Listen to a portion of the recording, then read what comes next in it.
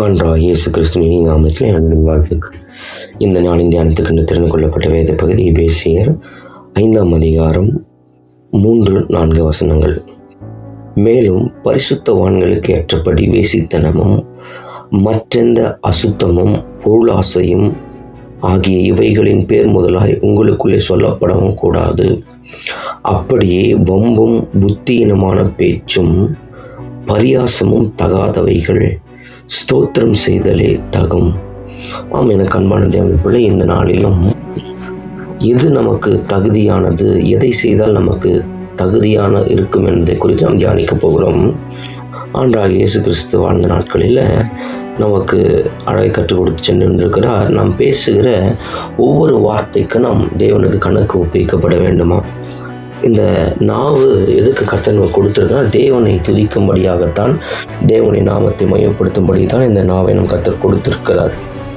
நம் நாவினால தேவனை துதித்து கர்த்தரை நான் எக்காலத்திலும் ஸ்தோத்தரிப்பேன், அவர் துதி எப்போதும் என் வாயில் இருக்கும் என்று சங்கீதக்காரன் தாவீது சொல்லுகிறது போல நம்ம நாவில் எப்பொழுதும் துதிதான் காணப்படணும். அப்போது இந்த வேதம் சொல்லுகிறது ஸ்தோத்திரம் செய்தல் தான் தகும் சொல்லப்பட்டிருக்குது. அப்போது ஸ்தோத்திரம் செய்கிறது நமக்கு தகுதியாக இருக்கிறது.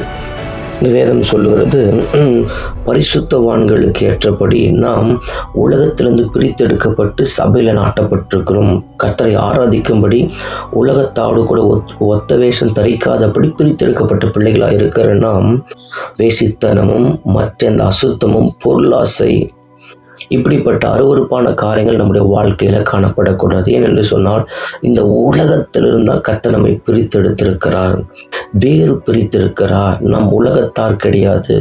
உலகத்தார் டிவி பார்க்குவாங்க, சினிமா பார்க்குவாங்க, கெட்ட வார்த்தை பேசுவாங்க, உலக சண்டை போடுவாங்க, அசுத்தமாக இருப்பாங்க, அருவருப்பாக இருப்பாங்க, எல்லா காரியத்தை செய்வாங்க. நாம் பிரித்தெடுக்கப்பட்ட பிள்ளைகள், இயேசுவின் ரத்தத்தினால் கழுவப்பட்ட பிள்ளை, வேதத்தை வாசிக்கிற பிள்ளைங்க, ஜெபிக்கிற பிள்ளைங்க, நாம் பரிசுத்தமாய் காணப்படணும். இது நமக்கு தகுதி. நம்ம முதல்ல ஆராய்ந்து பார்த்து நல்லவைகளை பிடித்து கொள்ள கர்த்தர் நமக்கு இந்த நாளில் உதவி செய்வாராக. அப்படியே வம்பு, புத்தினமான பேச்சு, பரியாசம், தகாதவைகள், இதெல்லாம் நமக்கு தகாதது. கர்த்தருடைய பிள்ளைகள், குறிப்பாக கிறிஸ்தவர்களுக்கு இது தகவே தகாது.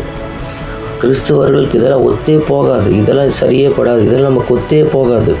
வம்பு வார்த்தைகள் பேசுறது, வம்பு. சில பேர் வம்பு இழுப்பாங்க, வேலைஸ்தலத்தில் இருப்பாங்க, வம்பு இழுப்பாங்க, வம்பு வார்த்தைகளை பேசுவாங்க.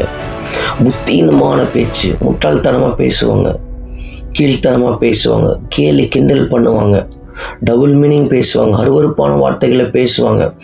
நாம் இருக்கிற இடத்துல, வாழுகிற இடத்துல நாம் அப்படிப்பட்ட காரியங்களை செயல்படுத்தக்கூடாது.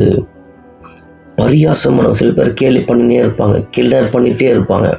இது நம்ம செய்கிற ஒவ்வொரு காரியத்தை குறித்தும் தேவனுக்கு நம் கணக்கு ஒப்புவிக்க வேண்டும். அதெல்லாம் நமக்கு தகாத. எது தகும் என்று சொன்னால் ஸ்தோத்திரம் செய்ததால் நமக்கு தகும். ஆகவே ஸ்தோத்திர பலியிடுகிறவன் என்னை மகிமைப்படுத்துகிறான் என்று கர்த்தர் சொல்லுகிறார். அநேக ஸ்தோத்திரத்தினாலே கிருபை பெருகுன்னு கர்த்தர் சொல்லி இருக்கிறார். ஆகவே எது நமக்கு தகுதி? நாம் பிரித்தெடுக்கப்பட்ட பிள்ளை. முன்ன ஒரு காலத்தில் அந்தகாரத்தில் இருந்த, இருளில் இருந்த, அசுத்தத்தில் இருந்த, அருவருப்பில் இருந்த, அதெல்லாம் தகுதியாக இருந்துச்சு. இப்போ இயேசுவின் பிள்ளையாக மாறி இருக்கிற நம்ம மறுபடியும் பழைய காரியத்தை செயல்படுத்தாதபடி வம்பு, புத்தியினமான பேச்சு, பரியாசம் என்ற காரியங்கள் என் வாயிலிருந்து புறப்படாதபடிக்கு என் வாயில் எப்பொழுது ஸ்தோத்திரம் செய்து இந்த பூமியில் உம்முடைய நாமத்தை நாங்கள் மகிமைப்படுத்தினாப்பான்னு சொல்லி நம்ம நாவை ஆண்டு கடத்தில் ஒப்பு கொடுத்தோன்னா எப்பொழுது துதிக்குவதற்கு கர்த்தர் நம்மை பயன்படுத்துவதற்கு வல்லமையுள்ளவராக இருக்கலாம்.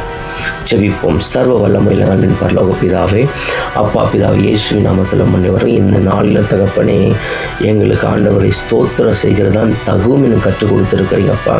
இப்படிப்பட்ட ஆண்டவர் வீணான காரியம், புத்தீனமான பேச்சு, கர்த்தாவே, வம்பு செய்கிற காரியம், பரியாசம் பண்ணுகிற காரியம், வேசித்தனம், அருவருப்பு, பொருளாசை எல்லாம் எங்கள் வாழ்க்கையில் காணப்படக்கூடாதப்பா.